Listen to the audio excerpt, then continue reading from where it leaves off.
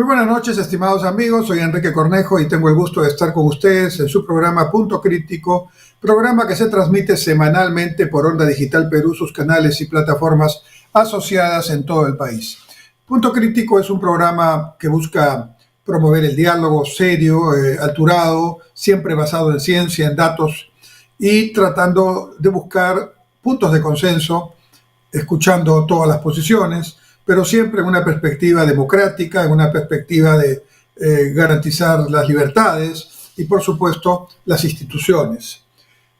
Hoy día quiero empezar el programa hablando de un tema que hace unos días el Instituto Nacional de Estadística nos advirtió, publicando un documento donde ya ha elaborado las cifras de pobreza al año 2023.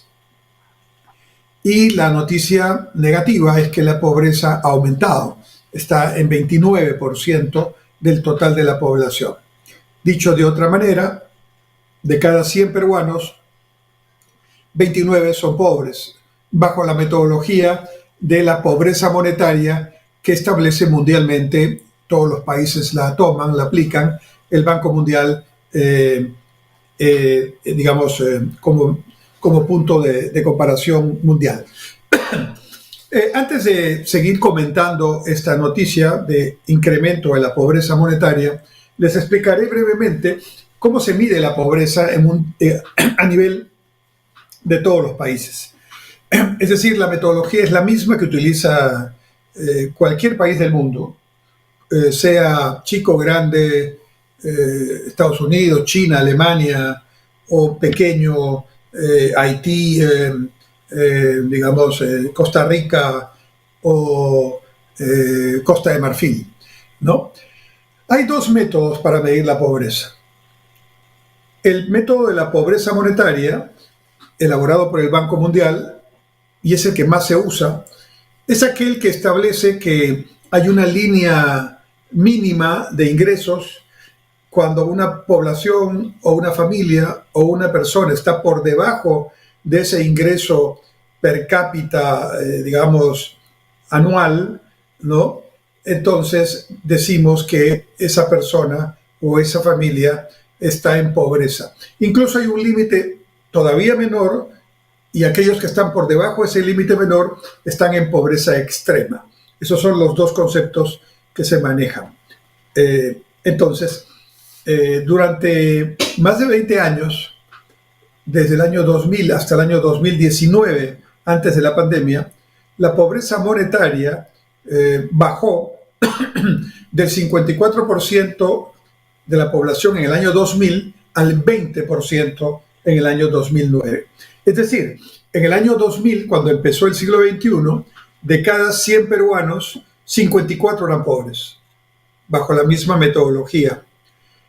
En el año 2019, 20 años después, de cada 100 peruanos, 20 eran pobres. Es decir, hubo un 34% menos de pobreza. Eso es inobjetable. Alguien puede decir, todavía había 20% de pobreza, lo cual es un número importante, ¿no? Sobre 33 millones de peruanos, de los cuales 30 millones están aquí, sobre 30 millones de peruanos, pues la pobreza se redujo sustantivamente y se ubicó en, la quinta parte, ¿no? 600.000 peruanos. De manera tal, 20% son 6 millones de peruanos, esa es la cifra. Pero en el año 2000, con una población menor, es cierto, de todas maneras, la población pobre estaba tranquilamente bordeando los 10 o 12 millones de personas. De manera tal que la pobreza bajó como consecuencia de un esfuerzo que todos hicimos durante 20 años para que se promueva la inversión privada. La inversión privada es la inversión que realiza la gran empresa minera o la gran empresa telefónica o la gran empresa bancaria, pero también y mayoritariamente es la inversión del bodeguero, del heladero, del carpintero, del que vende carne en el mercado, ¿no? ellos son también inversión privada. Y el 80% de la inversión total es inversión privada y 20% es inversión pública. Y y el 80% del 80% de la inversión privada es inversión de pequeñas y microempresas, de lo que llamamos emprendedores, y que muchos llaman informales. Entonces la inversión privada durante esos 20 años, entre 2000 y 2019, creció a ritmos importantes de 2 dígitos, 19% anual en promedio.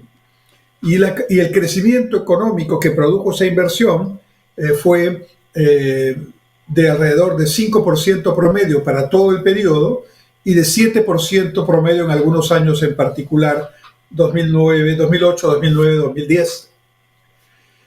Y todo eso se hizo con una baja inflación de menos de 3%, de manera que el crecimiento neto fue prácticamente un crecimiento casi total, que no fue menguado, no fue disminuido su capacidad adquisitiva por la inflación, porque el Banco Central manejó muy bien ese tema y lo sigue manejando muy bien. Entonces, el crecimiento, sin duda, ayudó a bajar la pobreza de una manera sustantiva.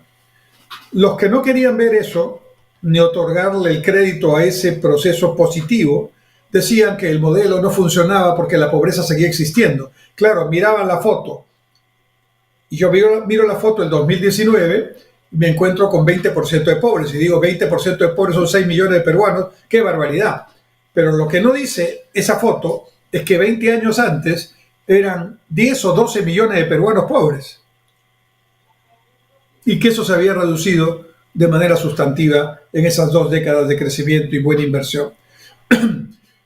El tema es que el crecimiento solamente puede ocurrir con inversión previa y fundamentalmente con inversión privada. La inversión pública, como ya les he dicho, hace el 20% de la inversión total y muchas veces no es adecuadamente invertida por el Estado. Sin embargo, también ayuda, obviamente, pero mucho más la inversión privada. Esos son los números, ¿no? Puede gustar, no puede gustar, te puede parecer bien, te puede parecer mal, pero esos son los números. Y hay que hablar con datos. Entonces, el Estado no puede invertir más porque no tiene más recursos. Y necesita esos recursos para pagar a los maestros, para pagar a los policías, para pagar a los militares, para pagar a los médicos de los hospitales, para pagar a los burócratas que trabajan, a los funcionarios públicos que trabajan en las entidades del Estado, para pagar a los alcaldes, a los regidores, a los ministros, para pagar todo el aparato público. Y también para pagar la deuda, porque parte del financiamiento del Estado se hace con deuda, y también para pagar las pensiones. Y ahí nomás ya se le fue casi toda la plata. Entonces, para inversión pública, el Estado, digamos, destina una cantidad, pero no es la que necesitamos ni cerca, y por eso la inversión privada tiene un papel tan importante. El 2020, bueno, y esta buena relación entre inversión y crecimiento, con baja de pobreza, generó además, y como consecuencia de ese crecimiento y esa inversión, un incremento importante en los puestos de trabajo con derechos, en planilla, puestos de trabajo dignos o decentes, como llama la OIT. ¿Qué falló?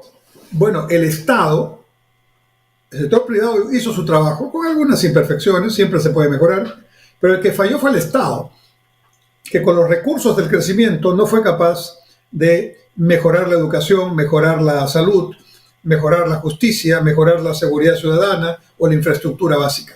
Y entonces, ante esa circunstancia, vino la pandemia y nos golpeó muy duro. Probablemente el Perú es uno de los países y una de las economías a la que más ha pegado la pandemia, no solamente por los efectos de la pandemia que afectaron a todo el mundo, sino fundamentalmente por la pésima manera en que gestionamos la pandemia. Durante el gobierno del señor Vizcarra, ya recordemos nomás, cuando se compraban pruebas que no eran las adecuadas, cuando nos encerraron más que a cualquier país en el mundo, sin acotar los espacios donde estaban los contagiados, de manera que cuando salimos luego de varios meses de estar encerrados en nuestras casas, no pudiendo trabajar, no pudiendo hacer las cosas que hacíamos, ¿no? Salimos y nos contagiamos, ¿no? Es decir, más absurdo no podía ser ese tema. Y luego vinieron los temas de las vacunas, que cuando vinieron no se distribuyeron adecuadamente e incluso se distribuyeron privilegiadamente al presidente y a algunos de personajes cercanos. No pudo ser más complicada y defectuosa la manera como actuamos frente a la pandemia, pero la pandemia nos golpeó mucho y al golpearnos mucho nos dejó a muchas empresas de las pequeñas y de las grandes con serios temas de supervivencia. Y de hecho muchas empresas salieron del mercado como consecuencia de la pandemia. Algunas se recuperaron, pero ya no volvieron a contratar a las mismas personas. Y hay un sector, el sector turismo, que hasta ahora no recupera los niveles de prepandemia. Al 2019, antes de la pandemia, al Perú llegaron en ese año, más de 5 millones de turistas del extranjero. A la fecha, ya 4 años después de que ocurrió ese hecho sanitario, esa crisis sanitaria, todavía no alcanzamos los 3 millones de turistas que vienen del extranjero. Es decir, estamos muy por debajo de lo que teníamos, por ejemplo, en el sector turismo antes de la pandemia. Y el sector turismo es un sector altamente generador de puestos de trabajo. Entonces, la pandemia no solo nos golpeó sanitariamente, sino nos golpeó productivamente, nos golpeó laboralmente, ¿no? Ya a ello hay que agregar la crisis política que se fue generando antes y después de la pandemia y se exacerbó, se llevó a límites que seguramente nunca hubiéramos imaginado con la elección del señor Castillo y con el actual gobierno de la señora Boluarte, que nos ha puesto en una situación donde lamentablemente los elementos fundamentales económicos que ya hemos logrado se están perdiendo como consecuencia de este desmanejo político y económico que desde el gobierno se hace. Bueno, luego, cuando ya estábamos en la pandemia, la pobreza, que es el tema con el que empecé este comentario, subió a 30%. Y después, con las políticas frente a la pandemia, que se hicieron desde varios frentes, fundamentalmente con bonos y con créditos subsidiados, la pobreza bajó de 30% a 27-28%. Pero el dato que nos acaba de dar el Instituto de Estadística es que ha vuelto a subir a 29%. ¿Eso qué significa?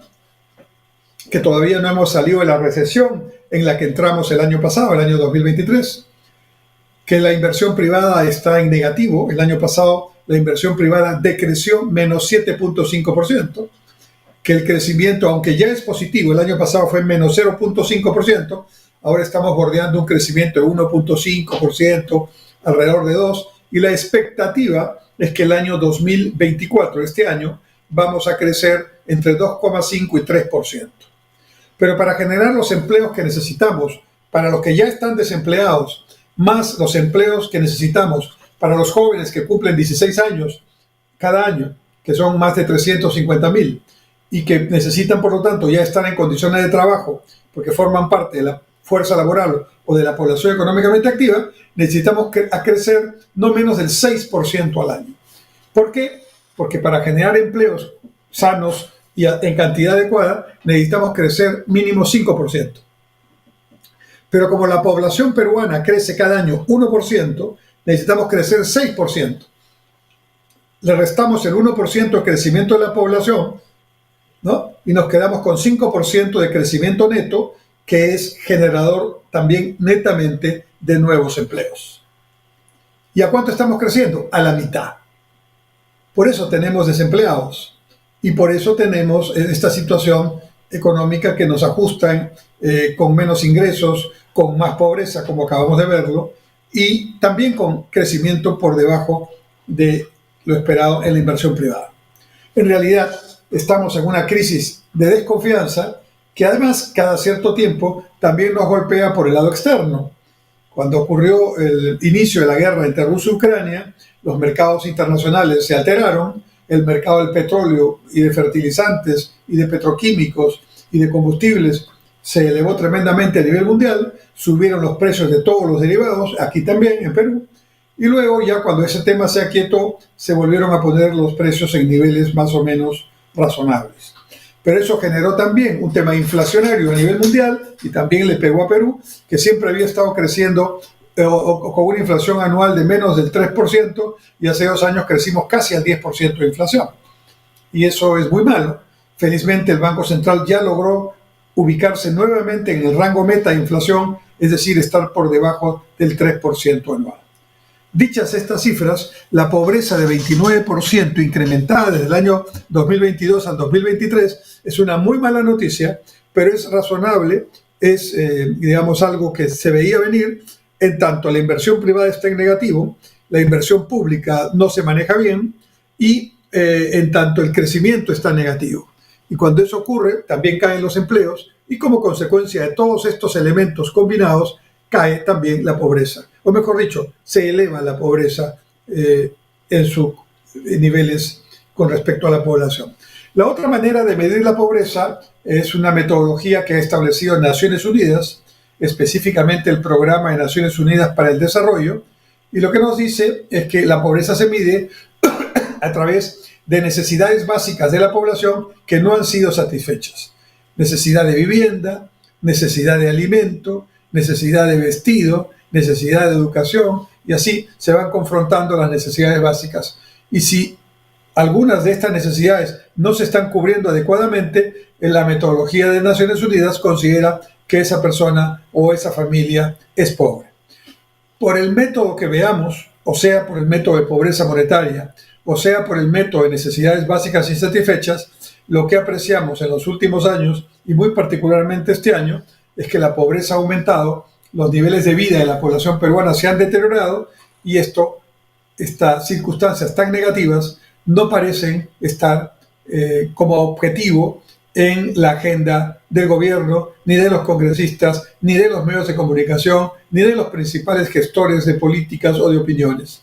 Todos parecen estar en otra narrativa, en otra prioridad, que es tratar de mantener intereses propios frente al interés público, tratar de cada uno mantener sus cuotas de poder dentro de instituciones públicas que deberían actuar en función de la Constitución en forma transparente e independiente, ¿no? Contrapesando, digamos, a las otras instituciones para balancear y que no haya abusos, pero en lugar de hacer eso, estas instituciones y quienes las comandan ahora se han dedicado realmente a, digamos, entorpecer el proceso democrático y generar ciertas contradicciones para beneficio de estas personas, pero que claramente le hacen daño al país. La pobreza ha aumentado, pero la peor noticia es que el crecimiento está en negativo todavía y que, aun cuando la inflación ha bajado, la producción y la inversión privada están en negativo.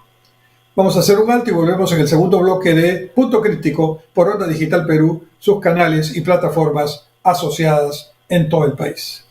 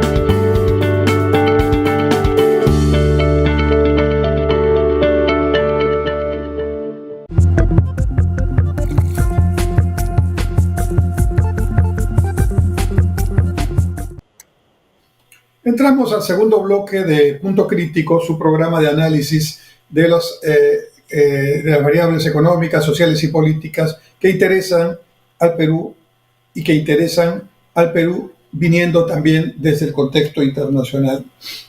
En este segundo bloque quiero tocar otro tema que me parece relevante. Tiene que ver con la institucionalidad democrática. Soy un convencido que la democracia, con todos sus defectos, es el mejor sistema de gobierno. En ese sentido, soy un convencido que no hay dictadura buena, aunque pueda parecerlo en un primer momento. Las dictaduras siempre devienen en situaciones que van en contra de los objetivos que supuestamente buscan. A veces las dictaduras se hacen en nombre del pueblo, pero se sustentan fundamentalmente en la opresión al pueblo, en la disminución de ese pueblo que supuestamente se quiere ayudar, de sus derechos, de sus libertades e incluso de su economía y de su vida. Entonces, no hay dictadura buena, ni dictadura regular, ni media dictadura. Todas las dictaduras son malas. Por lo tanto, hay que cuidar la democracia. Aun cuando entendemos que la democracia todavía en el Perú es un sistema en desarrollo, en construcción, en la larga historia peruana, que dura más de 5.000 años ya desde Caral, 3.000 años antes de Cristo, los 200 o poco más de 200 años de la República apenas si son un pedacito de una historia que es todavía tremendamente más grande, más larga. El Perú tuvo 4.500 años de historia prehispánica, 300 años de historia española con la colonia y con el virreinato, y apenas 200 años de república.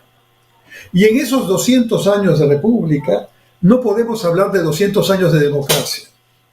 Realmente, si quitamos los golpes de Estado, los autogolpes, los procesos de interrupción de los procesos democráticos, deberíamos decir que la democracia realmente en el Perú probablemente ni siquiera ha cumplido un siglo, juntando todos los periodos democráticos, ¿no?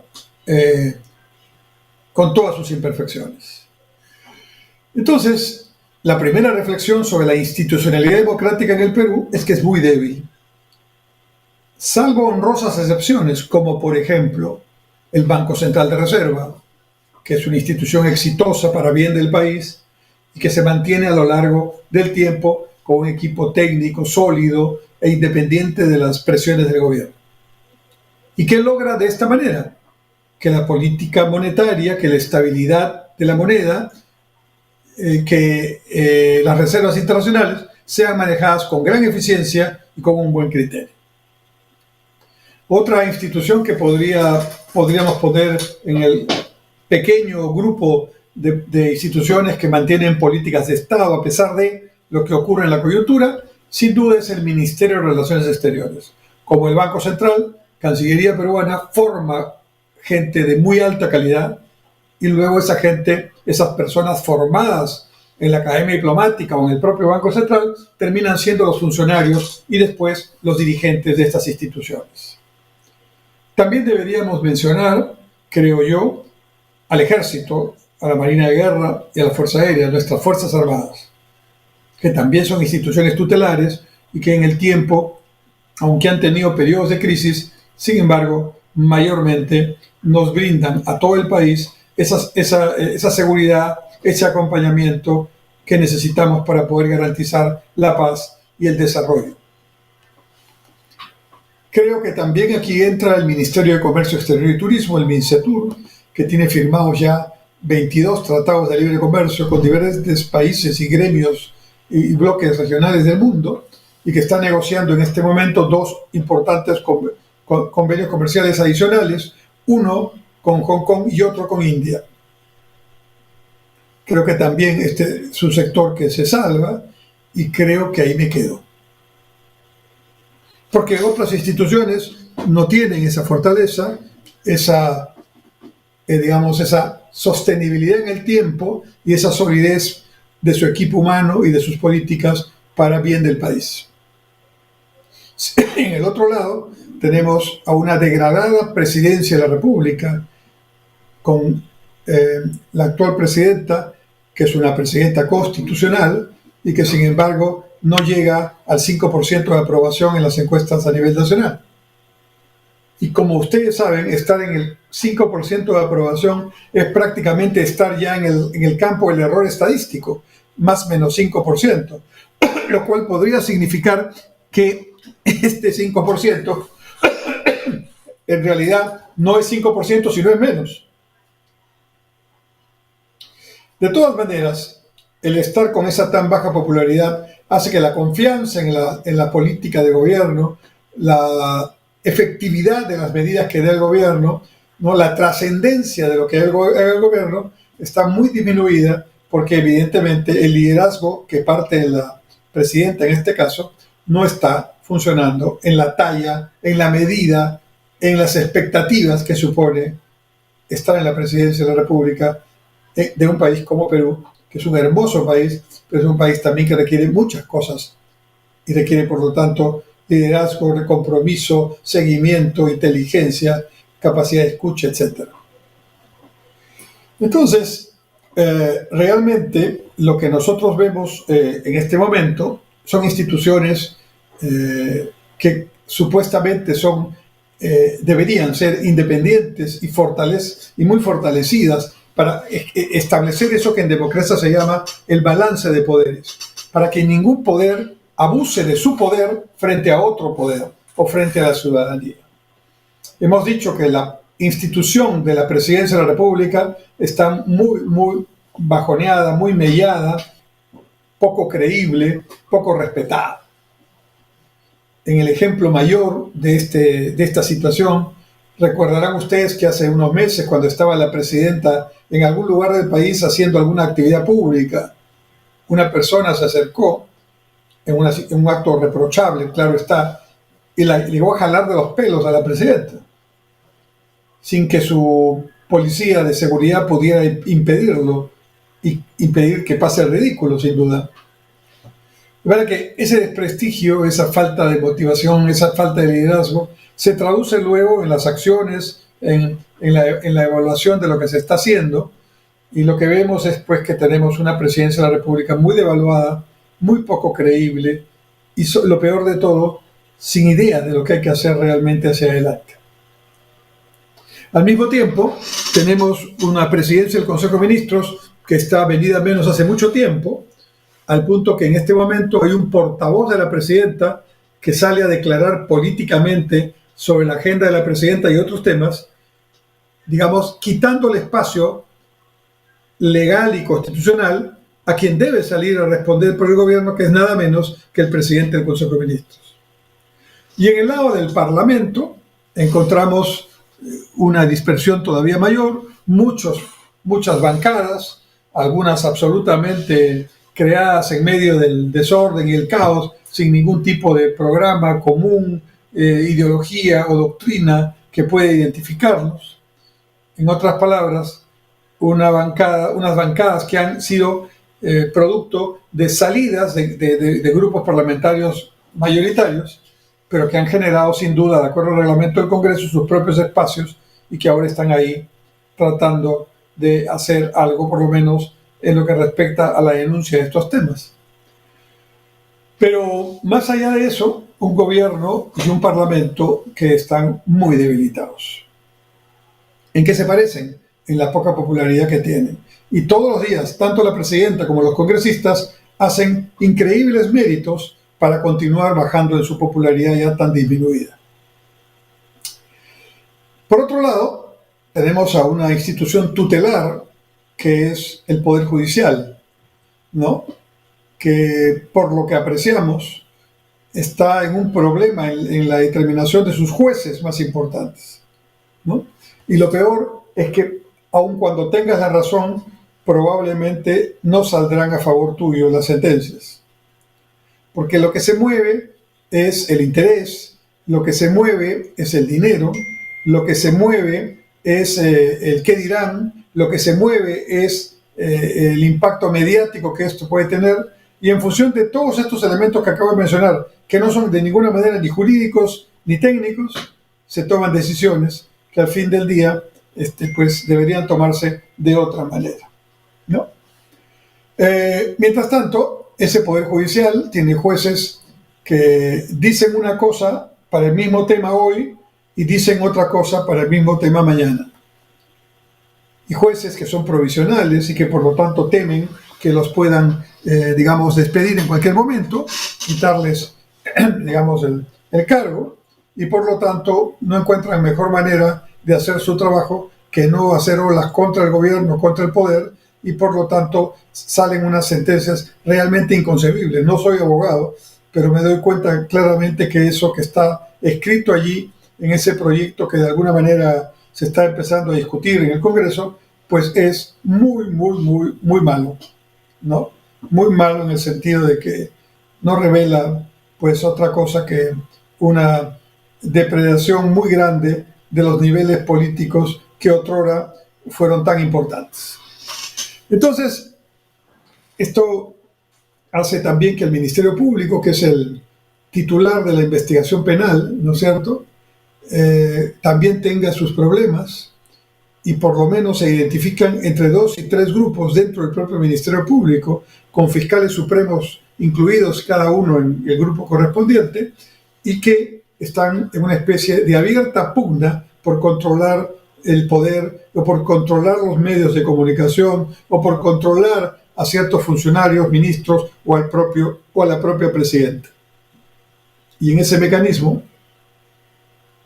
que yo te acuso, tú me acusas, hemos entrado en un periodo en el cual ya es difícilmente creíble que lo que se dice que se va a investigar es algo que realmente llegue a buen puerto, porque la mayoría de esos argumentos y pedidos de investigación corresponden más bien a oportunismos para encontrar primeras carátulas en algún diario o para explicar estos temas de una manera, digamos, más detallada a nivel de las personas involucradas. Entonces, también el Ministerio Público está muy debilitado y en pugnas internas. Y también lo está la Defensoría del Pueblo, y también lo están otras entidades que nos han estado colaborando, que, digamos, sin duda, vamos viendo que están por debajo de los estándares que deberían tener para fortalecer la institucionalidad. Y la Junta Nacional de Justicia, qué mejor ejemplo de desorden, de improvisación y de mediocridad, ¿no? Pero ellos son los que deciden la suerte de los jueces y de los fiscales. Por lo tanto, tener a la Junta Nacional de Justicia es como ganarse un seguro para hacer lo que quiera sin necesidad de que me castiguen por eso. Es difícil entonces mirar al Perú desde una perspectiva positiva cuando vemos todo lo que está pasando en este momento. Y frente a ello, hay en este momento 28 partidos políticos ya inscritos, listos para participar en las elecciones generales de 2026, y unos 14 a 16 partidos que están en proceso que sin duda no sé cuándo cerrarán esta etapa de inscripciones, pero me entiendo que el derecho asiste a que si ya se empezó un proceso, se culmine y no se vaya hacia atrás perjudicando en este caso a el usuario o usuarios de esa infraestructura. Pero a donde voy es que, digamos, hay un intento de mejorar, y esto es bueno para desarrollarlo, digamos, de una manera mucho más agresiva más adelante cuando se den las condiciones. Por el momento, esto es lo que pienso hacer, ¿no? O sea, pienso que hay que hacer, y los puntos negativos hay que trabajarlos de una manera inteligente y rápidamente, ¿no? Y rápidamente. Vamos a un alto final y después venimos en la última parte de Punto Crítico.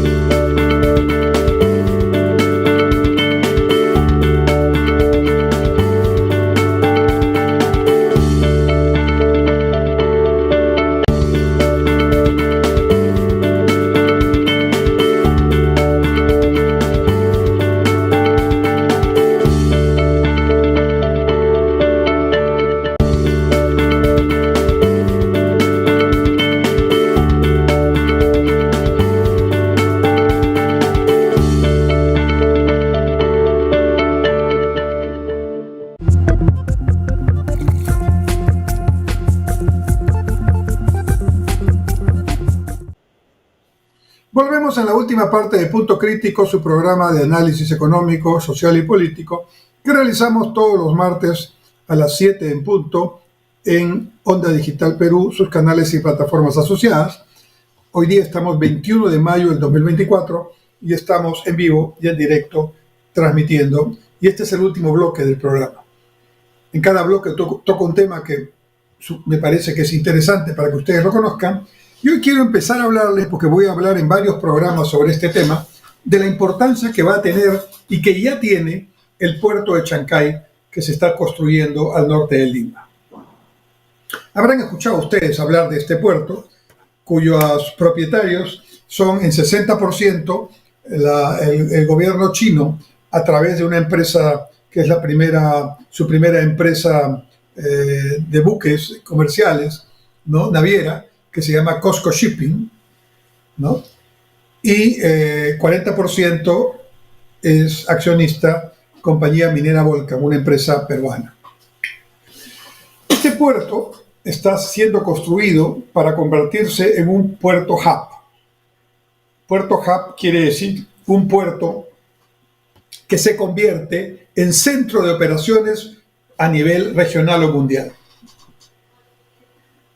Entonces, el puerto de Chancay, ubicado estratégicamente junto con el Callao al centro de la costa oeste del Pacífico Sur, en América, está, si ustedes ven el planisferio o el globo terráqueo, como quieran mirarlo, ¿no? Ustedes van a ver que el Callao y Chancay están de frente, en línea recta, a Oceanía y al Asia, en lo que se llama la cuenca del Pacífico. ¿Y por qué es importante la cuenca del Pacífico? Porque en el siglo XXI la mayoría de las actividades comerciales, económicas, financieras, tecnológicas, se está haciendo de manera más dinámica en la cuenca del Pacífico y no en la cuenca del Atlántico, como fue en el siglo XX y XIX. Entonces, ante esa situación tan favorable para Perú, que está privilegiadamente ubicado, entonces ya tenemos un puerto del Callao que está muy modernizado y que tiene ahora 2 operadores de primer mundo trabajando y compitiendo en el puerto. Dubai Port, que es una empresa de los Emiratos Árabes Unidos y que es la tercera empresa de puertos, administradora de puertos del mundo. Y en el mismo puerto del Callao tenemos digamos, los daneses dueños de la naviera Maersk, que son la APM, ¿no? APM Terminals, que son los segundos operadores portuarios del mundo. Y en Chancay vamos a tener a los chinos, que son los primeros operadores portuarios del mundo. Entonces, los tamaños de buques que van a llegar a Chancay y que también pueden llegar al Callao van a venir directamente del Asia, del Océano Pacífico, del Océano Índico, y van a venir directamente de Oceanía aquí, a Chancay. Por supuesto que este puerto no solo va a recibir carga para Perú o desde Perú para el Asia, va a traer carga y llevar carga de toda América Latina. Tarde o temprano, por las diferencias de costos, porque una línea recta entre, por ejemplo, el puerto de Shanghái y el puerto de Chancay puede significar hasta 15 días menos de travesía por buque. Un día de travesía en buque es muchísimo dinero. 15 días es tremendamente importante en ahorro de dinero y en ganancia de tiempo y efectividad. Por lo tanto, buena parte de lo que llegue al Callao a Chancay o salga de Chancay será carga de Ecuador, de Colombia, de Bolivia, de Argentina, de Chile, de Paraguay, de Uruguay y, ¿por qué no?, de Brasil. Entonces, la primera importancia que tiene este puerto, que se va a inaugurar a fines de octubre, principio de noviembre, ya con fecha fija, porque va a venir el propio presidente chino, Xi Jinping, a inaugurarla. La principal importancia de esto está en que nos convierte de pronto en un eje, en un punto de referencia del comercio mundial muy importante en la cuenca del Pacífico y a nivel mundial también. ¿Qué va a pasar entonces? En primer lugar, cuando este puerto ya empiece a operar y a incrementar sus operaciones, lo que va a pasar es que vamos a necesitar mejorar sustantivamente la oferta de infraestructura que hacemos, ¿no? Para esto se está trabajando en la construcción y equipamiento de un tren de cercanías, así llamado, norte, que vendría desde Huacho y llegaría hasta el Callao, y que pasaría por Chancay, obviamente, ¿no? Tren de cercanías que me conectaría con la línea 2 del metro, que ya está frente a la puerta del puerto de Callao, que me conectaría a su vez con la línea 1 del metro de Lima y Callao hacia el sur, y que me conectaría también con, digamos, el tren de cercanías sur, que pretende venir desde Ica hasta la estación de Villa El Salvador de la línea 1 del metro de Lima y Callao. Y el puerto del Callao estaría también involucrado en esta interconexión multimodal, porque el puerto del Callao estaría unido por la carretera, facilitada por la Gambetta y la carretera que está ya concesionada y se empezará a construir pronto, supongo, que se llama el anillo vial periférico, o otros le llaman el corredor camionero, que naciendo en la Gambetta, en el Callao, se va a ir por los cerros, ¿no? Túneles incluidos, hasta Lurín. De manera que va a ser una excelente forma de que los camiones vayan por esa ruta sin necesidad de entrar al centro de Lima, complicándonos la vida, el tránsito y la seguridad. Pero además, también a fines de este año, se va a inaugurar el nuevo terminal del Aeropuerto Internacional Jorge Chávez, que era ya muy necesario hace varios años y que está terminándose aceleradamente su construcción y equipamiento. De manera tal que el actual terminal se va a convertir probablemente en terrenos que van a servir para centros comerciales, para hoteles y otra infraestructura de soporte al Aeropuerto Internacional Jorge Chávez, que con esta inversión que se está empezando a desarrollar se convertirá en uno de los mejores de Sudamérica y, por supuesto, estará en condiciones de dar un servicio mucho más adecuado a todos nuestros visitantes. Entonces el puerto de Callao también entra en la jugada del puerto de Chancay, porque la competencia de Chancay no es el puerto de Callao. La competencia de Chancay es el puerto de Nueva Orleans, de Manzanillo, de Long Island, ¿no? Long Island y Nueva Orleans en Estados Unidos, ¿no? No es Nueva Orleans, es Los Ángeles, ¿no?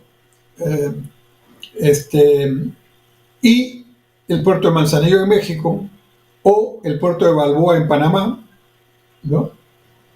Y entonces, claro, estos puertos hoy reciben a estos grandes buques chinos, asiáticos, y desde ahí la mercadería se transborda en buques más pequeños, igualmente grandes, pero más pequeños que estos primeros, y vienen ya hacia América del Sur. Esto va a cambiar radicalmente con el puerto de Chancay. Esos buques súper grandes que solo llegan a estos puertos norteamericanos y al puerto de Manzanillo, de México, de Balboa en Panamá, ahora estos barcos van a ir directamente a Perú y específicamente a Chancay. Por lo tanto, este es un gran acelerador de modernización y de crecimiento, y hay que verlo así, como una ventana de oportunidades y no como un malestar temporal porque están construyendo. De manera tal que el puerto de Chancay, al convertirse pronto en un hub regional, en un centro de operaciones regional, va a obligar a desarrollar una infraestructura multimodal y moderna en el Perú, que a su vez va a generar competitividad y empleos para los peruanos, que incluso, me imagino, en ese contexto viajarán con mayor facilidad fuera para poder formarse y regresar ya más especializados para poder desarrollar su tarea. Esta es un poco la expectativa que genera el puerto de Chancay. Un puerto que, curiosamente, no es una concesión, que viniendo también curiosamente del principal inversionista, que es el gobierno chino, que es un gobierno comunista. Sin embargo, su accionar como empresa, su filosofía como empresa, incluso las palabras que se pueden mencionar desde sus funcionarios, es la de generar una suerte, como digo, de centro de operaciones regional, y esto le va a caer muy bien a Perú, que se lo tiene bien merecido nosotros, aun cuando seguimos perdiendo tiempo y trabajando en una agenda mediocre, reactiva y sin aprovechar los valores agregados que tenemos. En consecuencia, una de las cosas que hay que hacer es poner en valor todo lo que tenemos para lograr que eso pueda ser en algún momento manufacturado y, por supuesto, patentado, etcétera, etcétera. Pues bien, amigos, 3 temas importantes para la coyuntura. Les hablé primero de las cifras de pobreza, que no son muy buenas ni alentadoras, que han aumentado. Les hablé en el segundo bloque sobre la importancia de fortalecer las instituciones, de manera que pasen las personas, pero queden las instituciones y los objetivos fundamentales. Y les hablé también del tercer tema que me preocupaba, que tenía que ver con esta percepción, ¿no?, de que la institucionalidad democrática en el Perú está muy débil y que por lo tanto todo el mundo hace lo que quiere y no se preservan los derechos de los ciudadanos, que es lo principal que deberían hacer. Como dice el artículo 1 de la Constitución, la defensa de la persona humana y de su dignidad es el fin supremo de la sociedad y del Estado. Y con esta reflexión me despido, esperando que la próxima semana nos podamos encontrar también todos juntos el martes siguiente. Va a ser 28 de mayo a las 7 de la noche por Onda Digital Perú. Hasta entonces, buena semana.